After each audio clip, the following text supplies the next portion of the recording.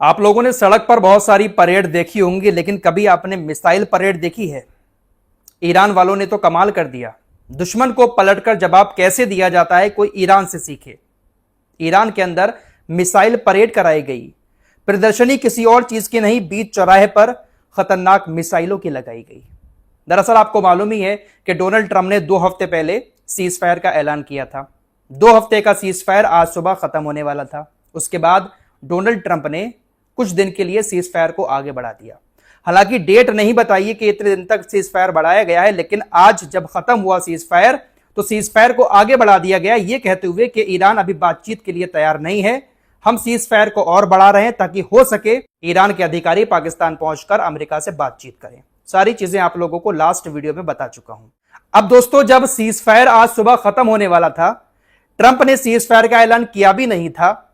उससे तकरीबन 2-2.5 घंटे पहले ईरान की राजधानी तेहरान और ईरान के कुछ बड़े शहर जैसे करमान और अराक जैसे शहरों में, जो शहर का सेंटर पॉइंट है जिसको बीच चौराहा कहा जाता है, वहां पर मिसाइलों की प्रदर्शनी लगाई गई। सीज फायर खत्म होने में अभी 2-2.5 घंटे बचे थे। उससे पहले ही ईरान की तरफ से अपनी खतरनाक मिसाइलों को पब्लिक के बीच लाकर खड़ा कर दिया गया।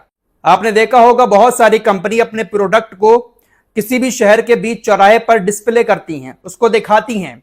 ईरान के अंदर किसी कंपनी ने अपने प्रोडक्ट को डिस्प्ले नहीं किया, बल्कि IRGC ने अपनी खतरनाक मिसाइलों को अपने लोगों के बीच लाकर खड़ा कर दिया और दिखाया कि देखिए हमारे पास कितनी खतरनाक मिसाइलें हैं।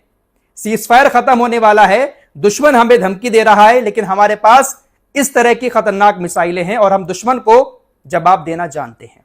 पूरी दुनिया ने इन तस्वीरों को देखा है कि किस तरह से बड़े बड़े शहरों में अपने बीच चौराहे पर ईरान ने अपनी मिसाइलों की प्रदर्शनी लगाई है, मिसाइल परेड कराई है और ईरान के लोग IRGC का साथ दे रहे हैं। हाथों में ईरान के झंडे थे, हिजबुल्लाह के नाम के झंडे थे, हिजबुल्लाह के नाम के नारे लगाए जा रहे थे, ईरान जिंदाबाद के नारे लगाए जा रहे थे। ईरान ने अपनी मिसाइलों को बीच चौराहे पर खड़ा करके यह दिखा दिया दुश्मन को कि हमें कम मत आंकना।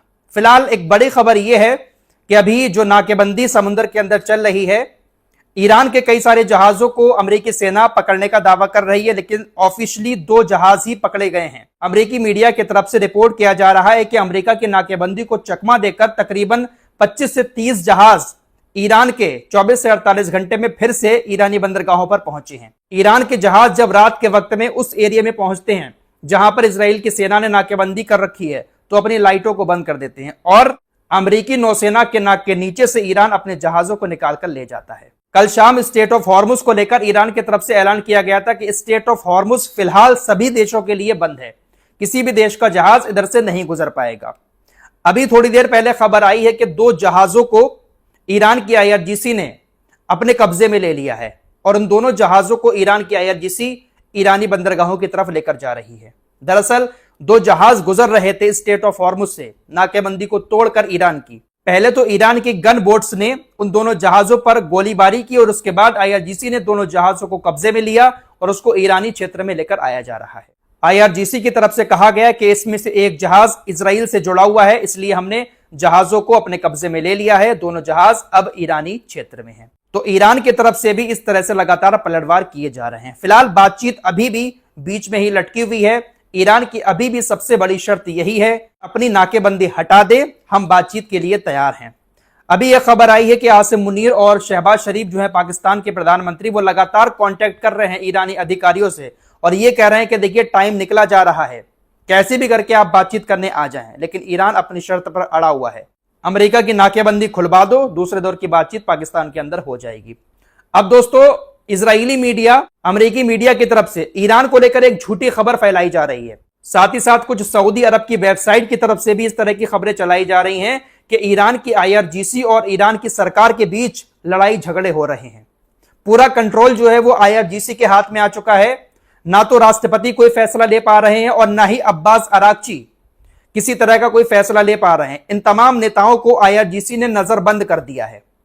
पूरा कंट्रोल ईरान का अब IRGC के हाथ में आ चुका है, इसीलिए अमेरिका के साथ ईरान की बातचीत नहीं हो पा रही है। इस तरह का एक प्रोपेगेंडा अब फैलाया जा रहा है। अरे सीधी सी बात है, आप लोग खुद इतने दिनों से देख रहे हैं दोस्तों कि ईरान को चला कौन रहा है। ईरान को IRGC ही चलाती है, सरकार तो बस नाम की है, चलाता कौन है ईरान को? Supreme leader. आईआरजीसी को बनाने वाले कौन थे? ईरान के सुप्रीम लीडर। तो सुप्रीम लीडर के इशारे पर ही तो आईआरजीसी काम करेगी। पूरा ईरान ही आईआरजीसी के ऊपर टिका हुआ है। अगर आईआरजीसी कुछ ना करे तो ईरान पर तो कोई भी कब्जा कर लेगा। लेकिन प्रोपेगेंडा चलाया जा रहा है कि नजरबंद कर दिया है तमाम नेताओं को, इसलिए नेता पाकिस्तान नहीं पहुंच पा रहे हैं, क्योंकि आईआरजीसी राजीनामा करने को तैयार नहीं है।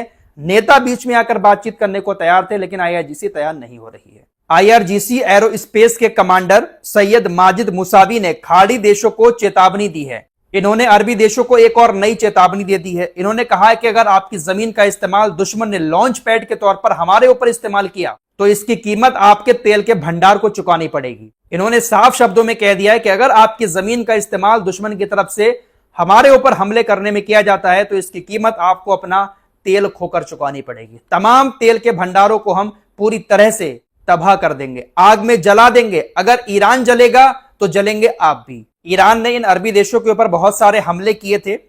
अमेरिका के बेस तो तबाह हुए, लेकिन अरबी देशों के भी ठिकाने, बहुत सारे तेल के भंडार, गैस के भंडार तबाह हुए। प्रिंस सुल्तान जो बेस है अमेरिका का सऊदी अरब के अंदर, वहां पर कई सारे विमानों को निशाना ईरान की तरफ से बनाया गया था। ईरान का जो शाहिद 136 ड्रोन है उसने कई सारे विमानों पर हमला किया। अमेरिका का एयर डिफेंस सिस्टम उनको रोकने में नाकाम रहा। आपको बता चुका हूं, पहले आप सुन चुके होंगे कि यूक्रेन ने anti drone system middle east के देशों को दिया है। अब उसी यूक्रेन के एंटी ड्रोन सिस्टम को प्रिंस सुल्तान बेस पर अमेरिका की सेना तैनात कर रही है। अमेरिका की सेना को ऐसा लगता है कि जो काम हमारा एयर डिफेंस सिस्टम नहीं कर पाया वो काम यूक्रेन का ये एंटी ड्रोन सिस्टम कर देगा। एंटी ड्रोन सिस्टम को किस तरह से चलाना है इसको लेकर यूक्रेन के कुछ अधिकारी अमेरिका के सैनिकों को ट्रेनिंग भी दे रहे हैं।